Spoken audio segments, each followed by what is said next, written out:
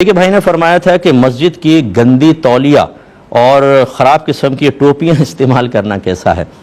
دیکھیں میں تو بارہا کہہ چکا ہوں کہ مسجد کی وہ ٹوپیاں جو مطلب کھجور کی چھال کی بنی ہوتی ہیں، بیچ میں سے غائب جیسے انکل سرگم کا سر بنا ہوا ہے اور یوں تار وار نکلے ہوئے ہیں اور میلی کچیلی بار بار کثرت استعمال کی بنا پر ان پہ کالا میل بھی ہے، اور اس کو سر پہ رکھ کے ہم اللہ کی بارگاہ میں کھڑے ہوں، ان ٹوپیوں کو پہن کے کبھی شادی بیاہ میں ہم جائیں گے؟ کسی بڑے ہوٹل میں اگر کوئی فنکشن ہے اس میں پہن کے جائیں گے؟ کبھی بھی نہیں۔ اگر جائیں گے بھی تو بولیں گے بھائی یتیم خانے والوں کو آنے کی اجازت نہیں، باہر نکل جاؤ۔ اتنی غلیظ ٹوپیاں پہن کر اللہ کی بارگاہ میں کھڑا ہونا سخت مکروہ ہے۔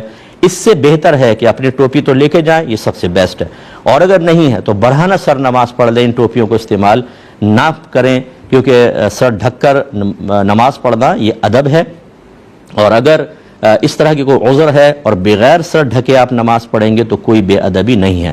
باقی تولیہ جو ہے وہ استعمال نہ کریں، اتنے خراب ہاتھ ہوتے ہیں، بعض تو ناک صاف کر کے اس پہ لگا دیتے ہیں، یہ نظافت کے خلاف ہے، اجتناب کرنا چاہیے۔